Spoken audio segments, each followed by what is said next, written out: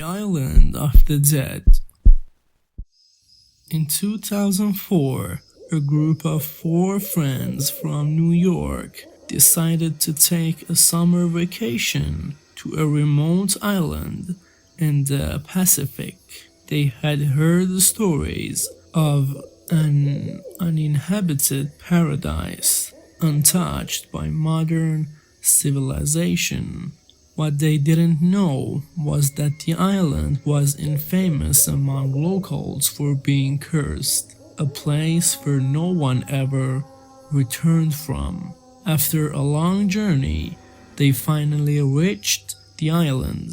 It was everything they had imagined: pristine beaches, lush forests, and not a soul in sight. But from the moment they stepped onto the island, strange things began to happen. At night, they would hear whispers in the wind, like someone was calling their names. Shadows would dart among the trees, but every time they looked, no one was there. On the third night, one of the friends, Sarah, woke up in the middle of the night, drenched in sweat. She had a terrifying dream about being dragged into the ocean by a group of pale, skeletal figures. The next morning, she noticed strange marks on her arms, like something had grabbed her during the night. The others dismissed it as scratches from the dense forest, but Sarah was convinced it was something more. The next night, another friend, Mark, went missing. They searched the island for hours but found no trace of him. All they found were his footprints leading into the ocean, and then nothing. Panic set in, and the remaining friends decided they had to leave the island immediately.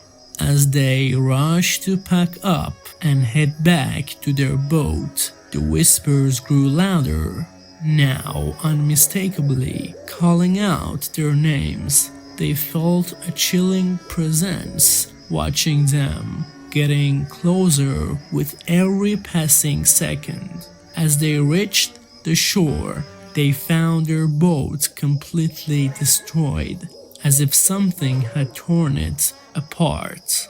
In their final moments on the island, the remaining friends were surrounded by figures emerging from the trees, pale, rotting, and with empty eyes.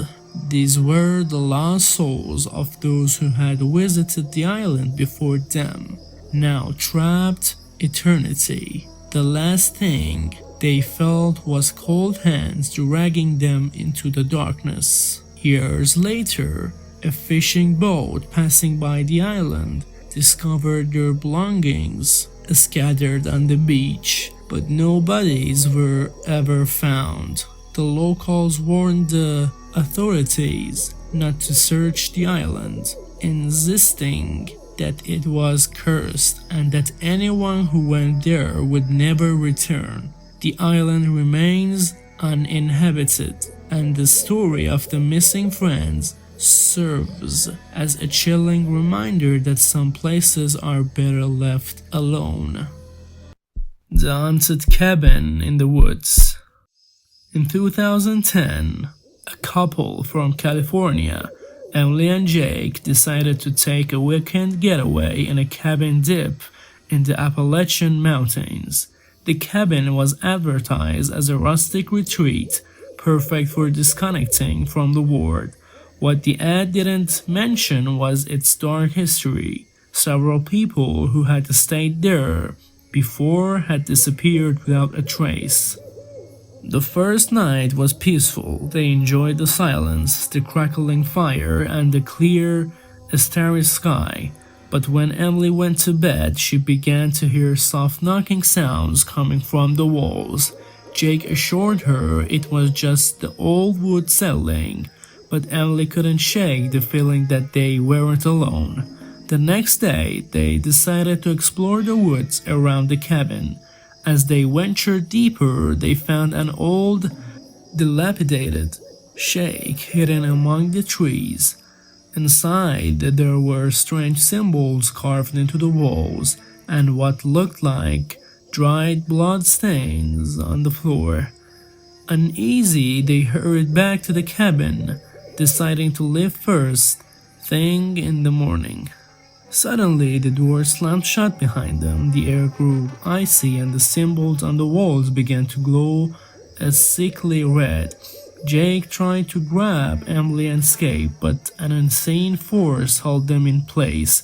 The last thing he saw before everything went black was the figure from the woods, now inside the shack, moving toward them with unnatural speed.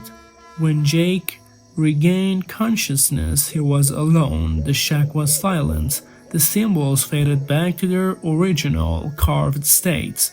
He called out for Emily, but the only response was his own shaky voice echoing off the wooden walls.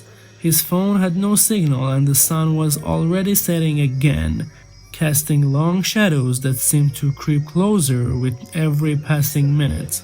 Desperate, Jake stumbled out of the shack and back towards the cabin, hoping to find some trace of Emily or a way to escape.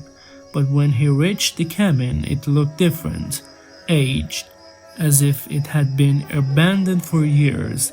The door hung loosely on its hinges, and the windows were cracked and covered in grime. Inside, the furniture was coated in dust, and cobwebs filled the corners. In the corner of the living room, Jake found a weathered old photo album. The pictures inside were faded, but he could make out faces that seemed eerily familiar. One photo in particular made his blood run cold.